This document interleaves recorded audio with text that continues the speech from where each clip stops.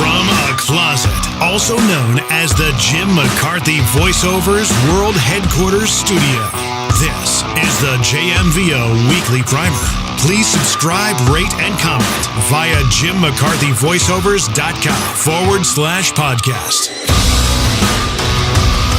Welcome to this episode of the JMVO Weekly Primer.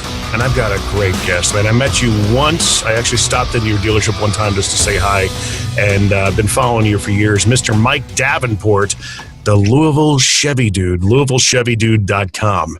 And the reason why I'm having him on is because in the car business world, he has made quite the dent in terms of not only selling cars, being the foremost Corvette expert in probably not this part of the country, but I would say probably the country. You're probably one of the most premier experts in Corvettes ever in the world. Yeah. Let's just go there. Yeah. Grant Cardone says in the universe. So let's just go. Yeah, let's just go out. He's 10x, right? He goes off the chart. Absolutely.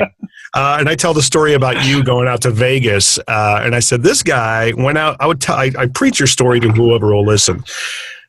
I said, this dude went out to Vegas, had somebody pick him up because he found out he was coming out to Vegas, and sold the dude a Corvette out of Vegas's own backyard. So yeah, dude, it was awesome. I'm trying to find the picture. I keep the picture. I keep the picture close by. Right there it is. That's how fast I can get it, man. Good for you, man. I was like, I'm taking it. And I have one regret of that deal. One regret.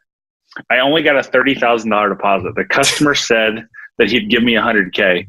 And that, looking back on it, I wish I would have gotten $100K, because a $100K check would have been a whole lot better than a $30,000 check in a picture.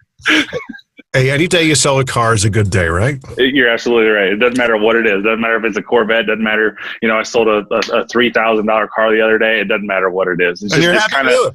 Yeah, I know you're involved with a lot of realtors. It's the same thing. They don't care if it's a $10,000 HUD house or a $5 million, executive house or music star house or whatever. It's a house is a house. It's all bringing revenue in for your family. Well, the basis of this show is I believe in marinating your mind in good stuff. Being entrepreneurial, going out there, making your own income, whether you're a salesman, whether you're a business owner, going out there and hunting for your kill and bringing it home. You got to marinate your mind in good stuff. It can't be negative, and you're a big proponent of that as well. But I'm going to start off. Tell us your story, I guess, in a nutshell, if you can.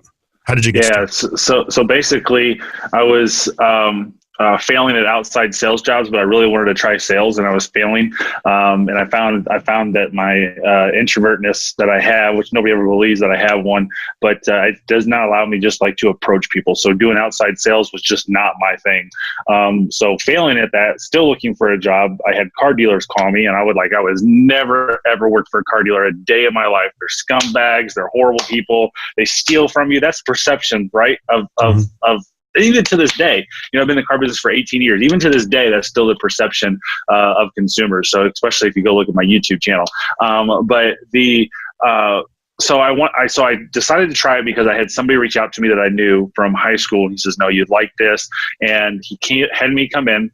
Looked at a Cadillac store, looked at a Saturn store with the same company. I did not know at the time what draw versus commission was, and they guaranteed me $1,800 a month at the Saturn store. I'm like, ooh, $1,800, really? I have 2 kids, one on the way, behind on my mortgage payment. I'm a little desperate. So I was like, you know what? I'll take that $1,800 job per, guaranteed $1,800 of income per month with the availability to make more money. So that's what I did. And at that point, I started January 14th, 2000, and I sold 7 cars that month. That is my worst car month in the history of me selling cars in 18 years. That's my worst month, my first month, and I only worked half a month. The next month, I'm like, well, if I sold 7 cars, I can sell 14, right? So I sold 13 that month. And it's always been good, and this is at 100 car, 95 car, 90 car Saturn store in Fort Wayne, Indiana. So, and I still talk to a lot of those guys today that I look up to those people all the time. Still to this day, 18 years later, and talk to them all the time, even though we've all went separate ways with Saturn closing. So. And then at some point you started getting into Chevy. You actually talk about moving what was it, 60 miles from where you were? No, 250, 4 hours away. Yep. And then starting fresh all over again. Starting fresh all over 2010, moving to Louisville, Kentucky. I still live in Indiana, but just, across the river every day to go to Louisville. And, so I was like, I need to do something, kind of like what you said at the beginning of the show. It's like, I need to marinate myself. I need to figure out some way to go to get my kill and come home. I never really said it that way before until now, but but you're just growing your business. You're filling the funnel so things can come out. So, I was in management from 2002 to 2010.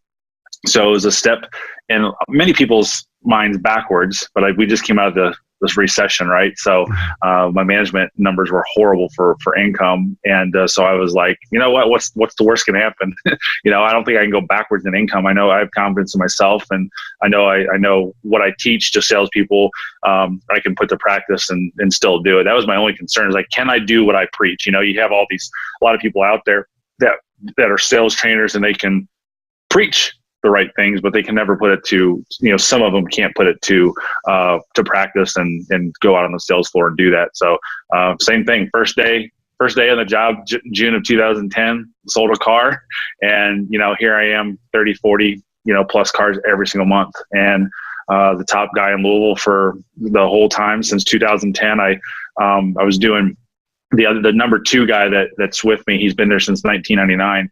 And I was kind of looking at his numbers compared to my numbers last year, and I outsold him in the same time frame. But I started 6 months after. I started 6 months in the year. I used the whole year of 2010 until 2017, and I outsold him in that time frame, which I thought was pretty impressive.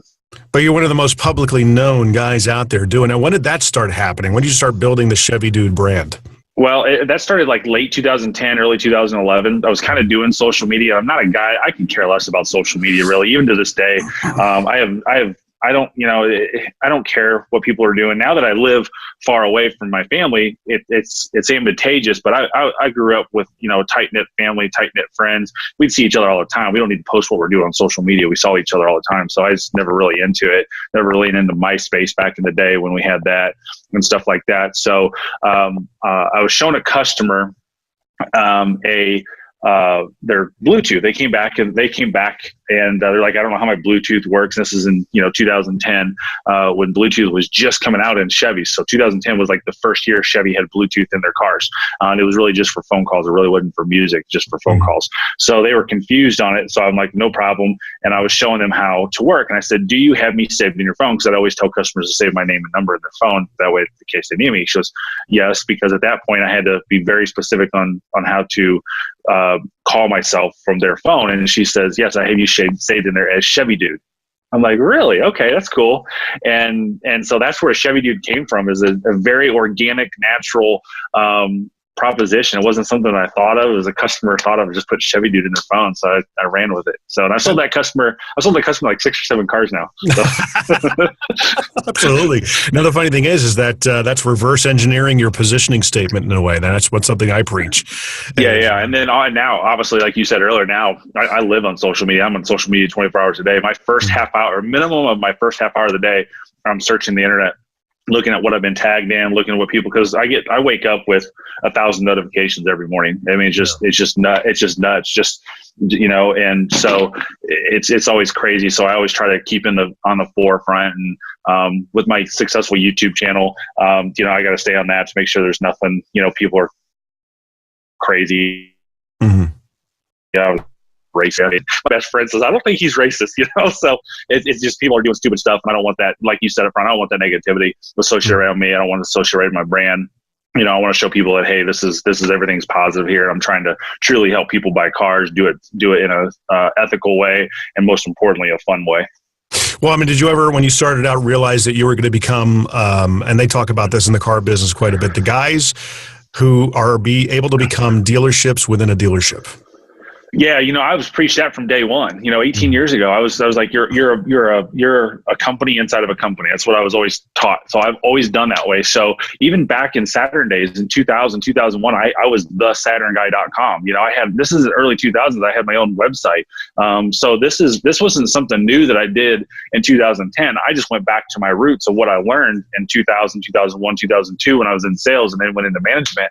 So so I learned, I did all that stuff up front, and I just went with it because I'm a nerd anyway. So I created my own little website back then, and did all that stuff, and had thesaturnguy.com and all that stuff. And now when I went into management, I didn't have to do that stuff. So when I came back out of management, I was like, well, I need to go back and do that. I mean, I literally was reading, steps to the sale books and everything like that of what I had back from the early 2000s when I first got in the car business.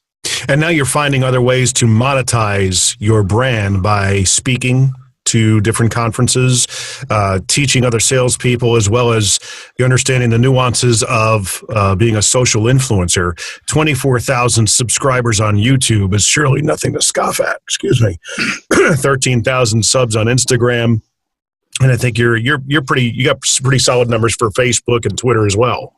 Yeah, so I've got and Snapchat. Believe it or not, Snapchat. I sold a guy a car on Snapchat the other day, and I never talked to him. Didn't know who he was. He started communicating with me, and we're pretty far into the deal. I was like, hey, I got to ask you a question. How old are you? 35 years old. I said, oh, okay, cool.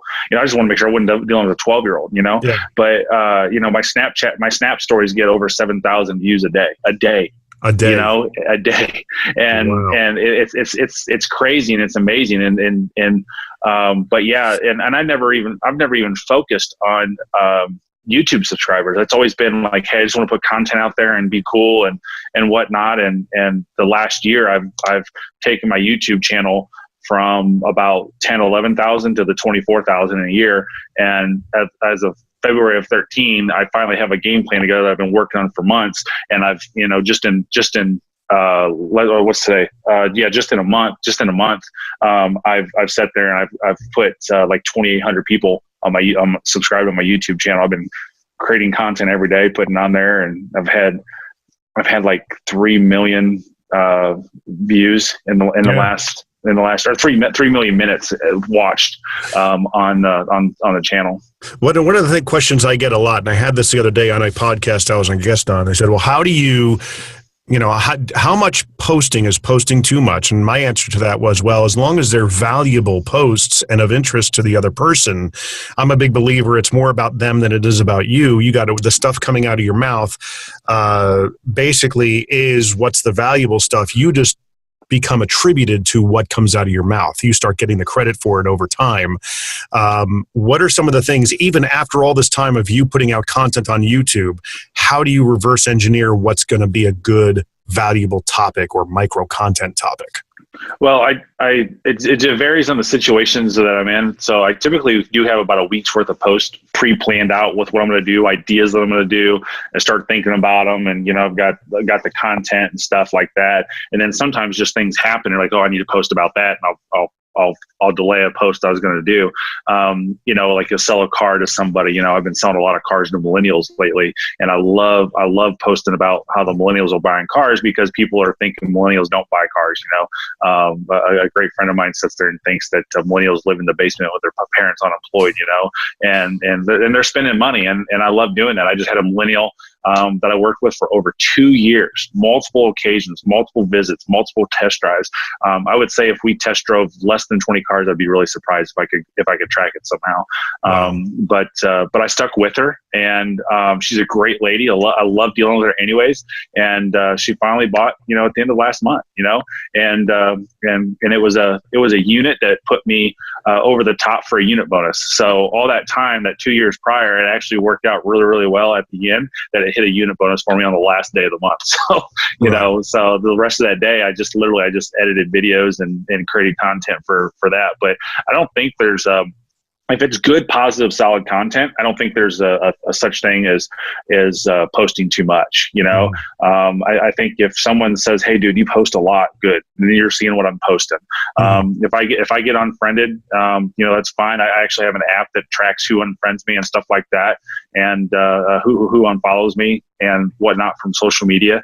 So it's like, okay, well, I've never been engaged with them. I've never done anything with them. Why were they on my channel anyways? So I don't think there's an issue of posting too much. I think if it's good, valuable, positive content, and staying away from politics and religion and all that BS stuff that people posting about, if it's all about business, you can't post too much. It's impossible. Well, sometimes I've seen you get controversial. You take some trainers to task, and I do, absolutely. And I was hoping you're going to bring that up, because the only reason I do it is for one reason and one reason only: to protect the industry. The industry has been so good to me and my family for 18 years now that I don't want to see anything go backwards. I want to see things go forward. I want to see things progress. I want to see things, like I mentioned beginning of the show, is consumers still think to this day that buying a car sucks, which is why I trademark buying a car doesn't have to suck, because I want to show people that it doesn't suck. We can have fun, just like, and I say friend a lot, because I really truly think that my clients and my customers are friends. But I was just posting and I kept saying friend, and I've only sold him one car. I met him when I sold him this car back in June. He was buying a Corvette, and it was a big deal to him. So I'm trying to think, how can I make this fun for him? I photoshopped, smoke on the back of the tires, looking like I'm spinning his tires. And I made a big, long post about that I'd done this for him. I'd done this. And most importantly, I got the tires warmed up on a cold day, and there's smoke rolling off the back of the tires, and that was fun. He shared that to his Facebook wall. He shared it on his company Facebook page too, that he owns. He owns a really good lawn care company here in Louisville.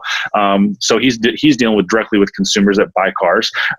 So we had a lot of fun with that. Well, then it comes out that he brings his son in, and I'm vlogging anyways for my YouTube channel. So we put it in YouTube, and that video has gotten like 10,000 views overnight. I mean, it was crazy that I was so excited when I woke up. I'm like, holy crap, it's got 8,000 views already, and it's only been up for 12 hours. So it's got 14,951 views right now.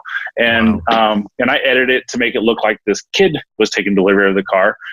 But he made it a positive thing, that he put it into his son. He's like, no, Austin, start the car up. You start it up. And I said, no, he's got to drive off the showroom floor too, and so I was able to vlog about that and show, hey, we can have fun selling cars, right. And that's why I will call a sales trainer out, and I'll kind of wear my emotion on my sleeve and just go at it, man. Because I put a just big long post up the other day in a private group.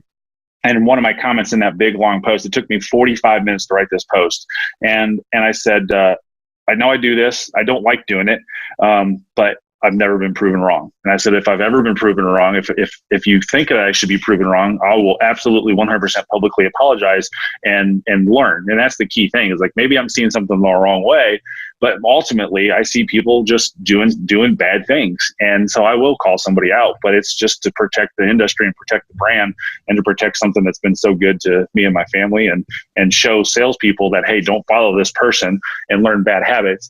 Let's do the right thing. And you mentioned going to conferences. All that stuff is always on my own dime. I pay for all that stuff myself, and then my wife goes with me. So that's double flights, double meals, everything like that.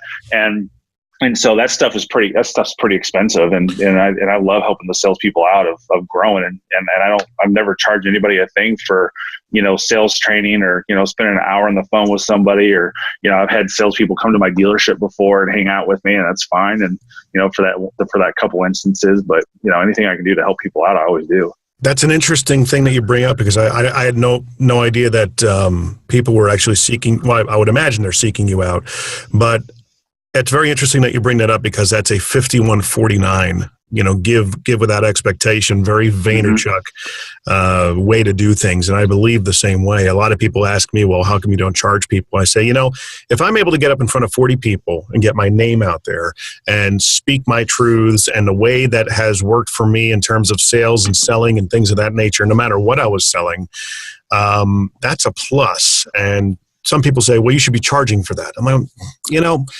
I get the equity of the relationships. I get the equity of the video that was recorded. I get to, speak and practice that craft of getting up in front of people. I look at it that way. I said, if I get to the point where I can make $2,000 or $3,000 to speak, great. But until then, I'm happy to do this. And that seems like the same thing, even like the Rockstar conferences that you speak at, that it's just the equity involved. Is that pretty much? Yeah. I've never went into the dealership, even back in 2000 when I needed money and was desperate for money. I've never walked into a dealership, because I always said back then, I'm going to do it different. I'm not going to be the guy that everybody hates in the car dealership. I really dress pretty plain. And people make make comments about it. It's like, dude, look at your shoes. Look at, blah, blah, blah. I just wear a simple blue polo shirt like this every day. I'm not afraid to get on the ground under something, but under a car, and shows people stuff that I've learned and how to protect them. And if they say, you're right, Mike, we don't want to buy this car, and they buy a car from the dealership down the street, that's fine with me. But most importantly, I've never walked in and said, I need to make money today. I've always walked in, how can I create a friend? How can I help somebody? And how can I change somebody's perception of buying a car? And if you go out and look at reviews on me from the consumers, every single one of them always say, man, it was a great car buying experience. Now there's some, I'm not perfect by no means, and I don't ever want to project that I am perfect, because I've made mistakes with people on car deals and stuff like that, and ego gets in the way or whatever the case may be. But ultimately, I always walk in and try to build a relationship with somebody. I mean, I very rarely talk about a car deal when someone walks in the door. I'm like, hey, how's the family? How many kids you got? If I've never met them before, hey, how do you know so and so? If it's a referral, I always joke. I always have my one joke. It's like, him sending to you is going to cost you more money, right? And that usually breaks the ice, and they're laughing and like, oh, we figured that, or something like that. It's always just try to have fun with it and get them laughing and not worrying about a car deal, because it always comes natural if you're authentic, if you're ethical, and you show the benefits of what they're looking for. And most importantly, use two of these and one of these, with your clients. It pays dividends when you sit here and listen to what they say, and you can be professional and ethical and walk them down the path. There's many, many times I use my millennial girl earlier, but there's many, many times that I show people one car and they're like, okay, we'll buy it. They don't look at other cars because they trust me, and they know that I'm guiding them down the right path. And I always tell them it's more important for me to build a relationship with you and sell you multiple cars, sell your friends' cars, sell your family cars, than just sell you one car today and never see you again. I have no interest in doing that. And I'm pretty straightforward with them on that. And I think that authenticity and the candidness of that comment, I think a lot of people appreciate. Well, you mentioned getting back to the trainers and the coaches and things like that, and you and I think agree pretty heavily on this. The fronting or the peacocking on social media has gotten a bit out of hand. Would you agree? Yeah. Yep. Yeah.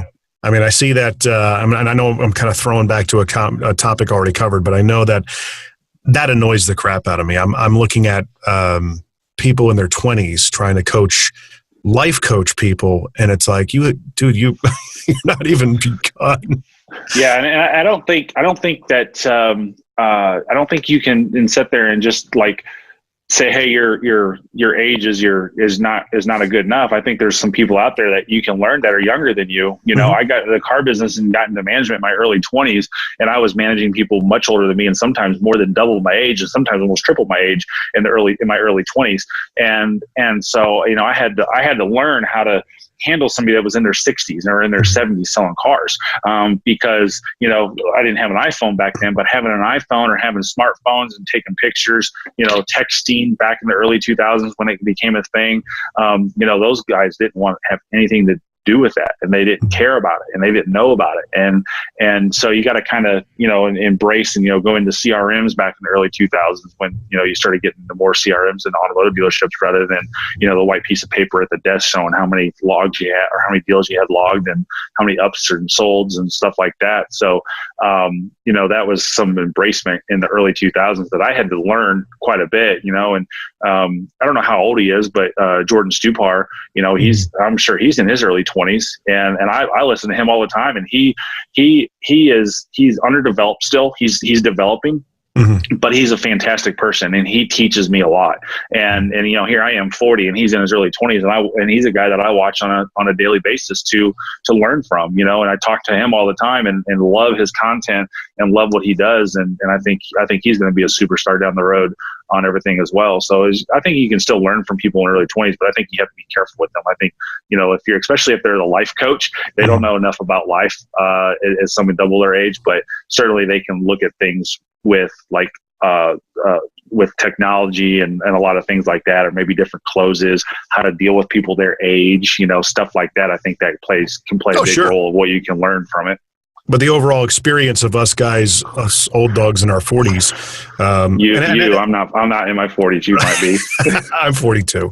I'm 40. So I think you're getting to your 40s when you're 41, right? Yeah, I think so. That sounds about right. I'm still like 37. A lot of what I'm doing, I always tell people, I said, you better do everything while you can and while you know everything. And because some people just come off that way. And because I knew at 25 to 30, I realized, I really don't know everything. And in my 30s, I was going, man, I really don't know everything. And then you turn to 40 and you're going, I don't know Jack. My things that I ran into early on is I grew up really, really quick. In my 20s, I had kids. I didn't go out, to college parties and drink all the time and stuff like that. And I even to this day, I don't drink a whole lot, but I was like, I've always told everybody, they're like, dude, you are always wired. You're always on. What kind of drugs are you on? I always tell them I don't drink much. I socially drink. I don't do any drugs. I've got a son who's a Marine, middle child who's 19 and does everything right and working in life. And then my youngest, who's getting ready to graduate high school and turn 18, she's got a D1 scholarship, for diving. And it's like, I think I've got the history that people grow up around me correctly, and I got a lot of people around me who have become successful. So it's like I didn't do all that stuff in my 20s, so I grew up pretty quick, and I think I'm a little bit more advanced for my age. Back in my late 20s and early 30s, I had a lot of growing to do still, but I learned a lot in those days. And you're right, when you get into those 30s, you're like, oh, what was I doing back then? So I think that's the key. So I think kids in a family certainly put your back up against the wall, and there's an element of having kids in a family that really allows you to speak on things, gives you license to speak on things that other people without kids in a family can't, if that makes sense. Getting back to you talking about doing speeches and everything and doing your events and keynotes and things of that nature, what are the common traits of your presentation that you talk about, like 5 different takeaways? There's nothing ever common. I always do something different. That's my starting going to conferences. I would be like, oh, this guy was really good last time. I'm gonna go to see him again. It might be 6-8 months later, and it's the same presentation. Like there's no, you're talking to different people, yes, but I don't want anybody to ever walk in like, oh, I saw that stuff already. So I've always done something different. Every single keynote that I've done, every single webinar that I've done, it's always been different, and it's very rarely ever scripted. If I have to put slides up for a keynote, it's really just because I've had to think out the process, but I just want to put some slides up there and talk, but it's very little scripted of what I want to do. And so, but usually the biggest thing is, if there was a couple things, I don't know if I can come up with 5 off the top of my head, but a couple things would be, I've already kind of said them, treat people right. Be different. Being different is not a bad thing. Build your relationship with your clients. Those are always like my key takeaways of just building a relationship is huge. And everybody always thinks it's always about the sale. It's always about the sale. When in fact, it's really not about the sale. It's building that relationship builds more sales. And then as a salesperson, to other salespeople, it doesn't matter if you're selling cars, you're selling mortgages, or you're selling real estate, or whatever you're selling, whatever product it is that key follow-up. And I sell more and more cars to people that maybe don't buy cars all the time. I've had recently, the last few months, that I've sold cars to kids that were 12 and 13 when I met them, and now they're 18. I just did it yesterday. And I go back and I'm like, wow, there's a picture of them in 2012 or 2013 or whatever it was. And there he was, just a little, zit-faced kid. And, now he's grown up, he's got a beard, and he's buying a car from me, and I was like, that's so cool. That's so cool. It's such a great feeling that, the parents remember me from 5 years ago and like, hey, we're going to go back to Mike. And they didn't even give a second chance. Yeah. How often do you get recruited? Not very much, because I've been pretty adamant about that. I don't try. So I don't get it a whole lot, just because I'm pretty boisterous on that. But I tell people all the time, people ask me the question, why aren't you a trainer? Why don't you put a training program together? I'm like, I kind of like doing it for free. I kind of like giving back to the industry. Kind of back. It's a fun for me. And I think if I were to do it for a job and take money for it, that it is going to take away from my passion of it. Right, right. That can certainly, I mean, it's a legacy play, building your brand over time. And I think the monetization certainly comes from writing a book down the road and things. Is that something in the plans, in the works, that you're going to write a book I don't know. eventually? I'm definitely not a writer. I don't know. Yeah. I don't know. I don't know if my life would be that interesting to write a book on. Well, what is your plan the next 5 years? Where do you want to see the Louisville Chevy Dude in the grand scheme of things? The next 5 years, I want my YouTube channel. I want to be one of the top people on YouTube. I mean, I want to be up there with Logan Paul and Roman Atwood. I want to be up with those people. I just sold a guy, a vlogger who's got 1.5 million subscribers, and he's helping me out a lot. And he's putting some focus on what I need to do on YouTube to gain subscribers. As I said earlier, I've never really worried about getting subscribers, and now he's kind of focused me on the YouTube stuff, because that's where I can kind of show what I do and training, and it doesn't cost you anything, but if you watch my videos, then I get paid. So I have that all monetized. And then I think the retirement plan is to own a dealership, like own an independent dealership, leave something for my kids to do. Like I said, my son's a Marine, middle child. She could get into the dealership life if I own one. My youngest one's going to go to school to be a teacher. She's a 4-year Spanish, 2-year French, and she's taken some trips over the last couple of years to enhance that. And, she's a diver, so there's not many diving opportunities after college and stuff like that. So she can't be a professional diver, so she's going to be a teacher. So I think there's some stuff that I can leave legacy for my kids. And the good thing is I'm young, I'm 40, I turned 41 in June. And, so I've got a lot of time, left on the table to make things happen. And that's kind of what I'm focusing on now, is like buy a dealership. That's a great attitude. Preferably a sunny area, warm all year round, maybe some palm trees. You can kind of almost sort of get that in Nashville almost. Yeah, you can. Yeah. I got a lot of Tennessee clients. I get a lot. That's the cool thing about me selling cars all over the country is I hear a lot of things from people, and I have a lot of Nashville and Tennessee clients. It's really interesting. I got a customer down in Bristol, Tennessee, that comes up and buys from me. That's a 6.5 hour drive, I think. He's bought 2 cars from me. Crazy. What are some of the little nuggets of wisdom, points of wisdom that you can give to not only people getting into the car business for the first time? Because I believe the car business is probably, I tell people all the time, it's the best business school you could attend, because you're constantly getting in front of people that are making the second largest purchase they're going to make. You're getting practice, 3, 4, 5 times a day, typically, on how to, build those relationships, present a value, close people, all those things. And also, of course, following up. I think it's one of the best business schools anybody can attend without having the risk and headaches associated of owning an actual business. What are some of the pointers you can give to somebody getting into their own business, even in the car business? I think the biggest thing is like I've said a couple of times, is build that relationship. But you can build a relationship, but if you're unable to close people or to present a product to people, that relationship means nothing. So some of the things that I think I project to people and try to help them out and do things is build that relationship first and foremost. But then know your product, be able to present your product, be able to believe in your product, number one. I mean, I sell Chevys for a reason.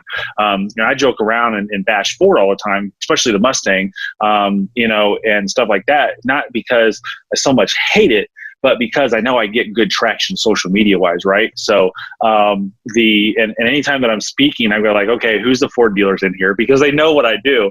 Like, and I tell them a little secret that I'm not going to tell on here, but I tell them a little secret in person, and I tell them, it's like, here's my thought process behind that. But it's a never ending battle. Ford versus Chevy, Hatfield versus McCoy's. It's a never-ending battle. You can't win it. You're never going to win it. It's never going to die down. Our grandparents and their parents and so on and so forth, their great-grandparents, they had the same battle back in the early 20s and early 30s and 50s and 60s about Ford and GM and stuff like that. So I kind of play up that a little bit, but to do that. But most importantly, know your product, be able to present it correctly, have confidence in yourself that you're presenting product, and then thirdly, you've got to close deals. You've got to know how to close. If somebody sits there and this is always my infamous one because of the car dealership. People will sit there and say buyers are liars, and And I don't believe in that terminology. I think, if you say buyers are liars, you're asking the stupid questions that make them lie. And with what I tell a lot of salespeople is get this repertoire out of your system. And a customer a lot of times will say, well, I can get this same car down the street for $2,000 less. And the very first words out of the salesperson's mouth, is it equipped the same? You think the customer's going to say no? Do you think they know? Do you think that they think it's equipped the same? There's so many outline questions that could possibly come up. And this comes back to building a relationship and being able to close. Like, I understand you can get it $2,000 cheaper, but if all the money was the same, who would you rather buy it from? Well, I'd rather buy it from you, Mike, because they're in front of you, right? They're not going to say, I'm going to buy it from the other guy. And they're like, well, why is that? Why else? Why else? Why else? Why else? Why else? Why else? Until they can't answer anymore. And then you're like, that's why it's $2,000 more. Sign right here. So having the availability to do that is huge, because now you've taken yourself out of the close and you've went on a different path through the forest and started asking dumb questions to get dumb answers. And so that's the thing, is make sure you can focus on staying in the close. And that's where I think a lot of salespeople fail, especially in the car business. I think mortgage too. I think listen to the customer, or not mortgage, real estate. Listen to the customer of what they want to do is good too. So I just had one of my friends down the street, and my best friend realtor, which I have not told her this, she lost the deal because she didn't listen to the client. And I married them up, and he had worked with a couple of different realtors, and I told her that I was thinking about selling my house, and I thought she was lowballing me on how much to sell it for. And he felt the same way, and he didn't know that. I never told anybody that. This is the first time anywhere publicly that comments came out of my mouth. Between me and my wife is the only time that it's ever been up. And I said, I think she lowballed me. I think we can get 5 to 10 more thousand out of our house. I think getting 5 or 10,000 more is a risk. I think we're in the high market, but that's what the market's in. And if somebody says, yes, I'll take it, then we're good. It's hard to ask for more money unless there's multiple offers or buyers, at the same time. And, he went with the guy who's going to list his house for more money. And I think that's the key too, is listen to your clients, listen to your customers, and maybe go with what they think. It's like, hey, listen, my house is 150. I really want to offer, I know you want to list it for 150. I really want to offer it for 155.9 or 154.9 or 159.9, and take a little bit less if I have to. If somebody comes in and says, hey, listen, I'll offer you 157. Boom, take it, done. It's more money in your pocket as a realtor, and more money, that the customer gets and the client gets. So I think that's the key thing too, is listening to your clients and making sure you can kind of,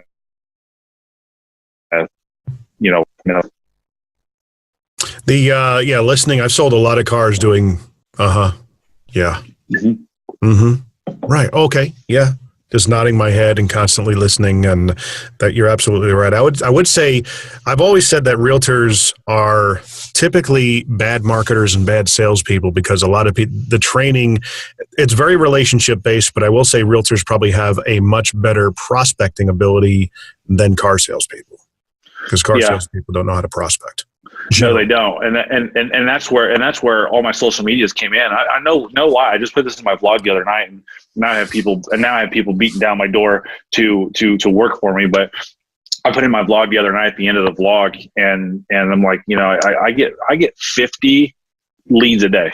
I'm not BSing anybody. I get 50 people to contact me per day, and I always tell people, that guy that's calling me from California wanting a new Silverado, you're wasting your time with me. I mean, why? The Silverados can be sold for the same price all across the country, and then you're going to have $2,000 in shipping, and you'll be like, oh, I didn't think about that. I didn't know that. So I hit that right out the park, because I'm not going to invest an hour in with somebody when I can invest an hour with somebody else and sell a car. But I think that's where salespeople can sit there and do different is prospect. You're right. Realtors are amazing people who prospect, but that's why I did all my social media, is because when I moved to a town of 1.1 million, I didn't know anybody. And I needed to know people, and I wanted to make sure I could always follow up with them. And that's been the big thing too, is my follow-up process. My follow-up process is by far way out in left field, but it's very, very effective. And I mean, the first year that the first year of a new customer, I talked to them 13 times in the first year. They don't forget about me. And every single time I talk to them, it's with a purpose, and it's not a purpose to sell. It's a purpose to follow up and build that relationship. I never, ever sell. I very rarely ask for referrals. Maybe once or twice a year, I'll be like, hey, don't forget, send me some customers, blah, blah, blah. But like once or twice a year out of that 13 times that I contact them, do I ask for a referral? It's always just, hey, how's it going? I think a lot of new car salespeople, even people that are 2 or 3 years into it, I've had a tremendous networking background when I sold a lot of video projects and do a lot of what I'm doing now. And I learned how to network properly through different networking organizations. And using some of those skills, I was actually teaching them the other day to some salespeople at a Realtor Blaze event that I helped put on here in Nashville. And it was at the dealership I used to work at, and they basically, salespeople were acting like it was just a pain in their butt to have 250 realtors in their showroom it was like a target-rich environment, guys. And I was explaining to them, go mingle. Are you selling a car right now? No. Then go talk to some people. There's gold in them our hills, and it was just like deer in the headlights. They just had no idea. Yeah, especially with realtors, because a lot of times what I find out is that people who buy houses buy cars shortly after, because and especially because you're in the car business, you get somebody to walk in the store like, oh, I can't do anything for 6 months because I'm buying a house or I'm building a house, and my mortgage guys put the fear of God into me not to pull my credit, because it's so you have a lot of people who that are selling houses, and that possibly are going to buy a brand new car afterwards, and just knowing that target audience of building that relationship and branding. But yeah, that's probably the bad thing with car salespeople is they are in a hurry to go wait. They don't want to talk to people unless they're selling a car. Like, if I can't make money on you, I don't want to talk to you. That's really the way a lot of them work. And I've tried to tell people, don't do that. That's the stupidest thing in the world to do is who cares if you make money? Go out and focus on building a relationship and helping someone out today, and the money will come. If you can't make a deal, make a friend. Yep. And that's the client equity realization for most car salespeople that I still deal with. And again, I was guilty of it back when I sold cars. I still have customers that talk to me today, and I'm 3 years out of the business. Yeah. That still want to come back and buy cars through me. Some of them just don't have that tenacity, that realization that even though I actually had one guy tell me, well, I hate selling to realtors. Dude, really? Okay.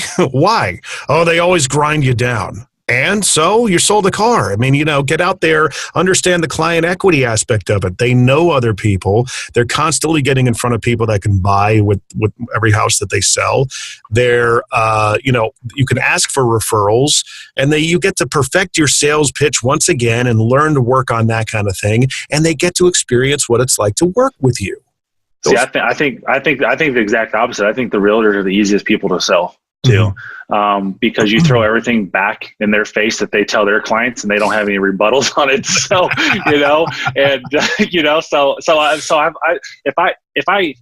if I could go into real estate, I probably could, and I would be really, really successful at it. I'd be a hell of a real estate agent, but it's not something I have passion in doing. It's what I said earlier. I love Chevy. I'm a Chevy person. I'm a Chevy brand loyal person, and that's why I sell Chevys. I don't sell Fords or Dodges or anything else. And even though I have Chrysler, Dodge, Jeep, Ram, Hyundai, Volkswagen, Subaru, you typically see me sell 90% Chevrolet. Even though I have access to all those brands, if a customer calls, I don't actively seek out customers for those brands. If a customer, I just make sure my clients know that, hey, I sell these. So if you're looking for one, keep me in mind.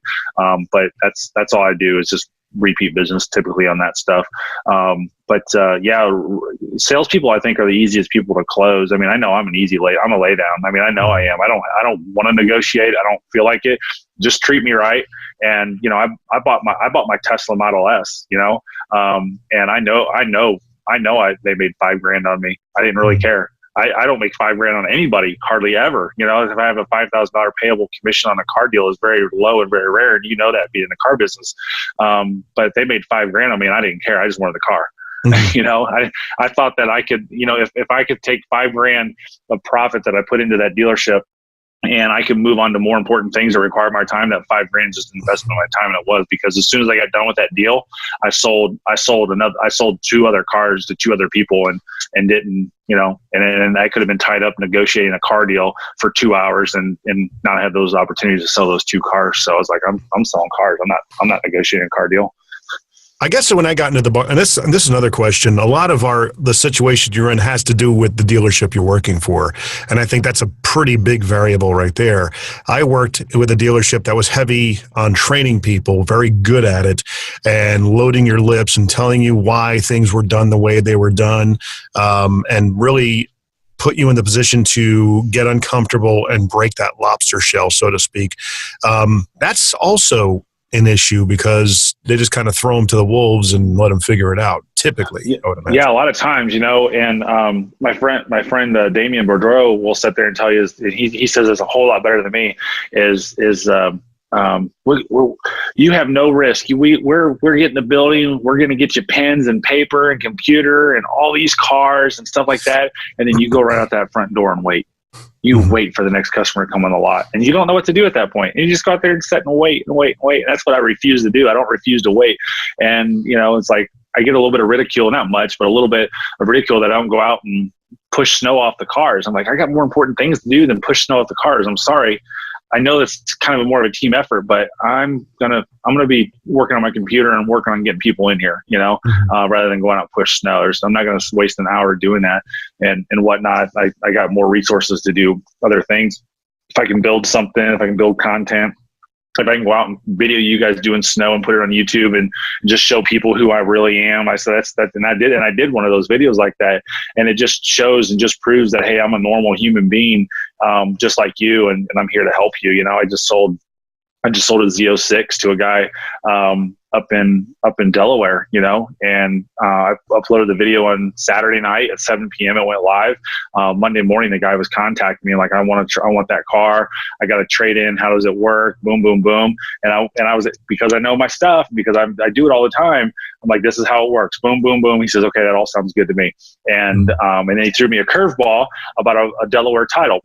This was my first time selling a customer in Delaware. I've never sold a car in Delaware, which completes my 50-state sales. So I've sold a car in every 50 states now, and Delaware was the last state.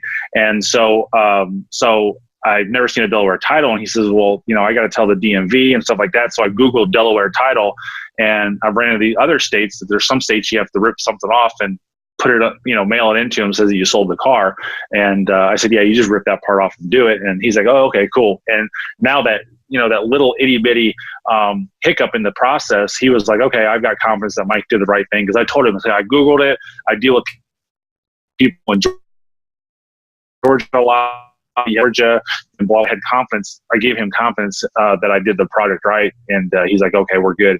He was done with it, you know, and he sent me videos back when his car was delivered, and he was sad to see his Nissan 370Z go goodbye, but he's got the Z06 now and stuff like that. So, you know, just that's the type of things that you can build that relationship. And I guarantee you, I bet I'd have an opportunity to sell that guy a car again. Sure. And if he decides, and he's like, I think he's like 80, I think. Mm-hmm.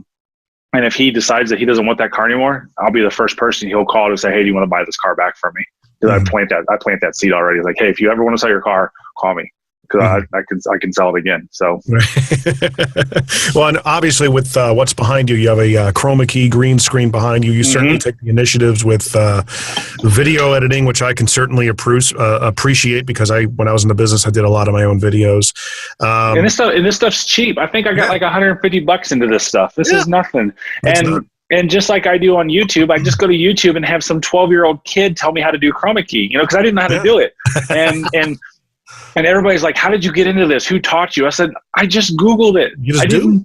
I just have the initiative of learning how to do it and whatnot. So it's like, the thing is, the takeaway, and I always tell all my friends in the car business, I said, this is your best friend right here. Mm-hmm. You know, getting out there, doing Facebook Lives on new models, micro-topicing the, how to pair your Bluetooth phone, how to do this, how to do that. All this stuff can really help start to build your brand. But a lot of them are either intimidated by doing it or they just don't understand it.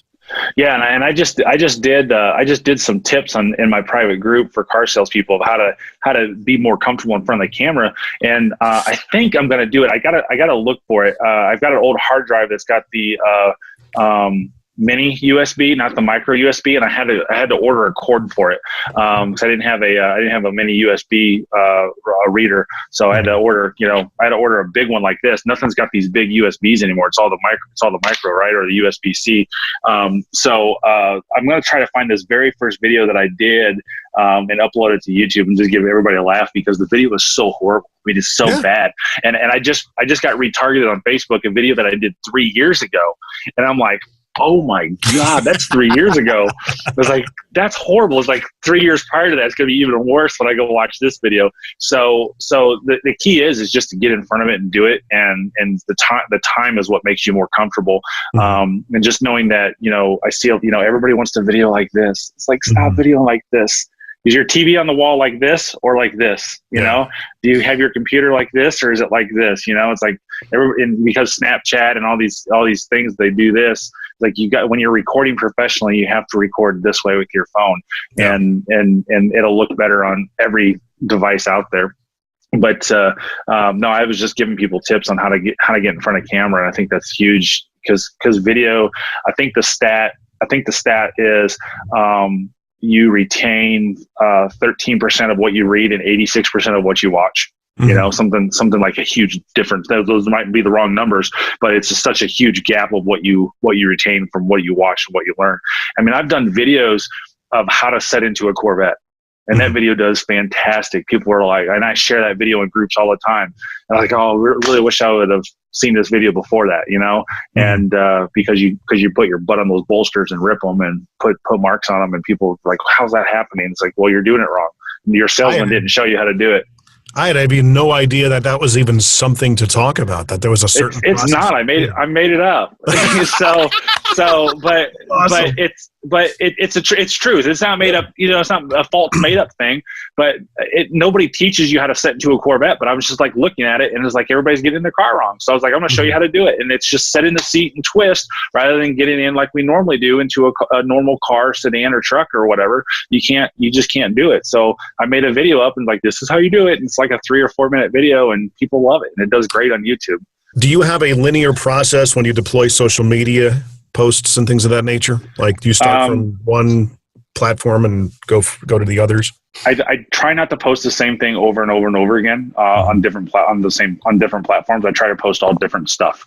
One, it creates better engagement, and two, it creates people who want to watch you and follow you on all of your channels and all your resources, because you never know what one thing triggers somebody to want to buy a car or do something with you in business and stuff like that. So you'll not see me do the same thing over. And it comes back to what I was talking about earlier with the trainers or the speakers. They do the same thing over and over and over again. I'm not in too many sales groups because the sales trainers out there post the same damn thing in every single group. And so I get 10 notifications that this person posted this in this group, and this person, you go look at them, they're all the same thing. It's like, well, can't you just like do something good for yourself and create your own brand and create your own group and have people get in there? And, my sales group's got almost 2,000 people in there, and stuff I post in that group does not get posted in other groups, and vice versa. So I try to do something different with everybody. So that way, if this person's looking at it and this person's looking at it, it creates engagement in that group and creates value to come back to, where if you use this per platform more. Now, I'm not saying that I don't post that a week later and do something, but I don't post the same thing the same day. Now, is that which group is that? Am I a part of that? Automotive sales professionals? No, because you're not in automotive. But I was. You was. You probably were in there, and I probably kicked you out. Come on, man. I don't have sales trainers in there. I've got like 2 in there. that I really trust, and they don't post the same thing over and over and over again. And really, it's just for salespeople and managers and stuff like that. So like, that's why it's so small. It's like, I've told everybody, I don't want it to get big. I don't want to have 30,000 people in there, because it just becomes mayhem and a lot of negative stuff and stuff like that. So if I can have, 2,000 people that can learn and do things from the other 2,000 people, then it's beneficial for all. And there's no negativity in there. I'm the only admin, and I watch it, and I don't micromanage it. I hate these groups that people like, your post has got to be approved by the admin first. That's pointless. Especially if somebody needs help. Like, hey, can somebody give me a like invoice on this for my F&I guy, or hey, can somebody build this for me? I got a customer ask me questions, and when was the warranty start date on this Ford or this Chevy? That's the type of things that we as a community in that group want to sit there and help each other out on. And that's not something that it's time sensitive, so it's not something that can just sit there and wait for me to get to it and say, okay, I approve that post. Then it's long gone. Is there a podcast in your future, you think? A show? No, I'd rather use YouTube. I'd rather use YouTube, and I like doing the video. And believe it or not, it's tough for me to come up with good content. And I think we said it off camera, that is like, everybody's now starting to do these video things, and that's why I agreed to do with you, because you started doing it way early on.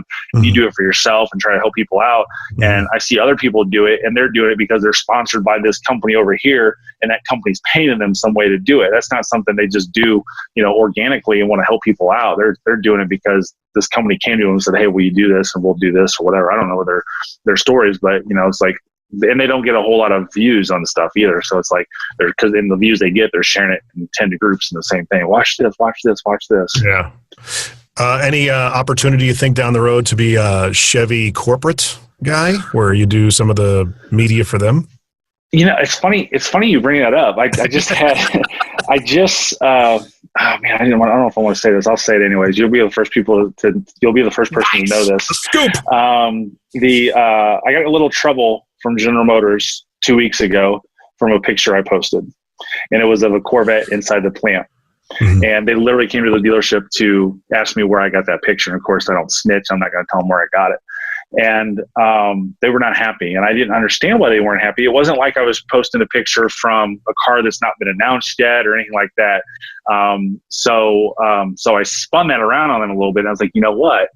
If you guys give me some direction and invited me to some of these things, and I can vlog about it, I said I'm a huge influence for Chevy, and I sell a lot of Chevy cars at a lot of dealerships that I don't get paid for. I'm not asking you to pay me. I said, but it'd be really cool to invite me to some stuff. And so I'm hoping they've listened to that, because they said, we've actually thought about that. I said, tell me another Chevy salesperson. I said, wait a second. And I said, and this was kind of scripted a little bit because I thought about it before. I said, no, let's not talk about Chevy. I said, show me another automotive sales consultant in the world that's got 24,000 subscribers on YouTube. I said, with my analytics that I watch, I mean, I see things get millions and millions and millions of views over and over and over again. Just my YouTube channel alone's got 6 million views. I've got Facebook posts out there that are reaching 200,000 and 300,000 views, and it's all positive stuff for Chevrolet. I said, I'm really, really close to getting more views on my YouTube channel about Chevrolet. Kind of threw that at him. I was like, just help me out, and let's work together as a team on stuff. And so I think it would be good for all of us. Well, I think you'd be one hell of a spokesperson for them. That's for sure. I think so, but I just can't get in trouble, I guess, anymore. You're doing that. Got you on their radar. That's for sure. Yeah. You do 10,000 posts, and 2 of them, there's another one that I got in a little bit of trouble with too, that nobody came and visited me, which I'm really shocked. But I did get a phone call from Mark Royce, who's number 2 at GM, not pleased with what I shared. But, so I've done 10,000 posts, and 2 of them they didn't like. So I have a feeling that they don't like me. So I'm trying to change that so that I can, be positive, positive sure. influence, and, I would like to do that. It'd be really cool, really fun to do. And being that the JMVO weekly primer is all about marinating your mind in good stuff, what do you marinate your mind in on a daily basis? What do you listen to? What do you watch? I do a lot of different things. I listen to guys, see, I'm horrible with people's names because I got them all on YouTube and I listen to them. Eric Church, I listen to him. He's a really good motivator. Damon Boudreau, I listen to him a lot. I talk to other people, and getting a sense to help people is a really positive thing for me. So if I, on the way to work, if I talk to somebody for 20 minutes and like do this, do that, that's a huge motivator for me to go in and do something. And so I try to watch a lot of different things out there, but I would say, Eric Church is probably one that I watch a lot. Mm-hmm. And stuff like that, and it's really, really good stuff, really positive, and just puts it out there to just be better and do things. Well, obviously Grant and Gary and all them, all the big ones. Those are all the really big ones. Very good. And if you ever need a guest for anything that you do on your automotive sales page that you won't have me on, please let me. Be more than happy to contribut. Yeah, absolutely. But buddy, thanks for being with me this week. I don't want to take up any more of your time. I know we're doing some home improvement stuff today, so I'll let you go back to that. I really this was a relax because my back's been killing me. So I'm able to sit in my chair. I'm putting in wood floors in the house, dude. It's brutal. That's brutal, man. Never done it before, and did it and learned everything 100% from YouTube. And I put a post up on Facebook, and one of the guys who follows me, who's in the Corvette community, he's helped me out like 3 times. I've talked to him on the phone 3 times, and so I'm putting in a solid hardwood floor, and it's going pretty a lot longer. I'm not the person to hire for it because that would be too expensive for how slow I take. But I tell you what, it's perfect. It's going in right. Yeah. Well, right on, man. I appreciate it again for you to be on the show with us this week. And we could follow you pretty much from everywhere and get all your different socials from LouisvilleChevyDude.com, correct? No, go to followmikedavenport.com. FollowMikeDavenport.com, okay? Yes, that's got everything on there. But ChevyDude.com, LouisvilleChevyDude.com has got all that stuff there too. Okay, good. And then your handle, which I'm going to put on your side down below, is always at Chevy Dude? Pretty much everywhere, yeah. There's some people that have gotten Chevy Dude before I realized I needed to get it, but I've gotten it. You're really good at innovating that kind of stuff, man. That's really, you're ahead of the dealerships on this. Years. I am. And it's an honor. It's just, you'll get the haters out there. They'll be like, "Oh, you're so egotistical." I'm like, "No, I'm not." I said, "I don't mean to come across that way." I said, "But I really am not. I don't think I am. All my customers, I don't have a customer that says I'm egotistical. But the haters will sit there and do it. And like, I can't help that. I've sat here and I've busted my ass to do this, and I've taken it to heart that I'm a dealership inside of a dealership, and so I said that's probably the biggest thing is I've looked at it as I'm a business inside of a business, and I don't let people tell me no. Back in the day, I said, "Hey, I want to do a website, I want to do this," and they're like, "Well, bring it to me and we'll look at it." I already knew that was going to be a no. That's just the foundation of a no. So I didn't go back to them. I just did it. And once they started seeing me successful, they couldn't tell me no. Right? Yeah. Go out and prove it and make it happen. Yep. What's the average number that the guys do at your dealership typically? You're eclipsing everybody, but mid-teens. I usually double everybody up. Do you? Yeah. And you get the guys that want to glom on and learn from you at least? Yeah. I got a couple people. There's it's amazing that people, it's kind of like what you talked about earlier with the realtors, all the realtors in there. You got the guys like, "Oh, whatever, he's an idiot," and I'm okay with that. They can have that feeling, but they're the ones selling 6 or 7 cars a month, and I'm sitting at my desk all day long, getting my own leads and doing my own things and stuff like that from the hard work that I did 6 years ago or 8 years ago. And I'm, making the relationship with my customers and, trying to make them so they don't want to buy a car from anybody else. And I'll get a phone call every once in a while from someone's like, "Hey, I'm so sorry. We want a Toyota. You don't sell Toyota, blah, blah, blah." I'm like, "Oh, that's fine. No problem." Mm-hmm. It's not a big deal at all. It's like, just come back and see me down the road. It's this, that typical salesman be like, "F you," and click, "Don't ever call me again." And like, that happened to me the other day. It was a referral. I went to go talk to them about doing a video production. She went with somebody else, and having that attitude to not spin it around, but basically, look for the good in all the different situations that you're in. And I said to her, "Look, that's perfectly fine." I said, "Let me know if you need help deploying the video once they're done with it." I said, because I could certainly help you there, and I won't charge you for it. I'd be more than happy to help. Because you never know when they may need another video, or they know somebody that needs a video. Hey, we didn't go with him, but man, he was kind of cool to work with, and he was willing to do this for us. Why don't you go give him a shot? You never know what one thing is going to turn into. You know, Ryan Bachman talked me off a ledge, man. I had a customer, I knew he was lying to me. Just knew he was lying to me. He backed out of a car deal and says, I don't want to do it. This is happening. And gave me a couple personal stories. And then 2 weeks later, I find out he bought a used Corvette from another dealer. And I go into Ryan Bachman's office just fired up. Like, I'm calling him. I don't ever want to do business with this guy again. Blah, blah, blah, blah, blah. And he says, no, don't do that. You know, he talked me off a ledge, and I've sold him 5 cars since. So yeah. So you know, if I would have done that, if I would have went off on him on that one car deal, I would not have sold these 5 car deals. So you know, you can't do that stuff. And I was just hyped up and angry and stuff like that. Mm-hmm. But I'm smart enough to still have some intelligence to go talk to somebody before I do something and get some guidance. That's one of the things I talk to. I talk to a lot of voiceover people, creatives, and they're typically majority-wise an emotional bunch. And in their businesses, in photography, videography, voiceover, graphic design, it's a drive to the bottom type of rate business. You know, it's the internet's kind of leveled the playing field. I always tell them, I said, because it's a drive to the bottom rate business, that means that you have to be a better salesperson. You got to think logically about things. But I see people flame clients that, lowballing emails. They'll put it up on Facebook groups. I'm going, what are you doing? Stop that. Yeah. It just drives me nuts. It drives me absolutely bonkers. But I'm like, hey, if I'm the one talking about it and being contrarian to what all the points that they're making, it gets me noticed, and it gets me some haters, which is fine. But, Yeah. I'm okay with haters. Yeah. If you don't have them, you're probably not doing anything right. So, yep. But man, thanks for joining me again. Oh, you're welcome. I appreciate it. We're going to close this for the 3rd time. So thank you. I appreciate that. 3 times the charge. And if you want to reach out to Mike, go to followmikedavenport.com. He is all over the internet, and of course subscribe to his YouTube page, add on to his Instagram channel, Facebook, all the different socials out there. And we want to try and get you on if you're ever in Nashville. I produced a podcast with Rich Redmond, who's the drummer for Jason Aldean. We've talked about having you on as well. If you're down in Nashville visiting, we'll have you to his house. And is Jason Aldean the guy that's got the Corvette motor coach? Or is there another? There's a country music. So I don't listen to country music, so I don't know any of these guys. Might be somebody else. No, Jason.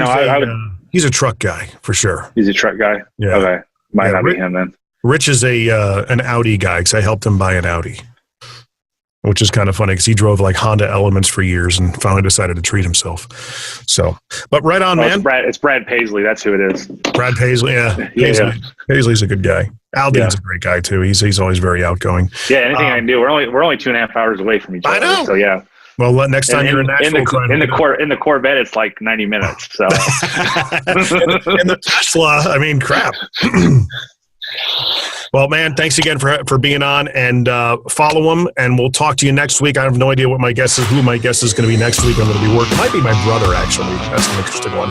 So thanks for tuning in. Please subscribe, like, rate, and comment on the podcast as well. And Mike, thanks for being with us. Hey, thanks, man.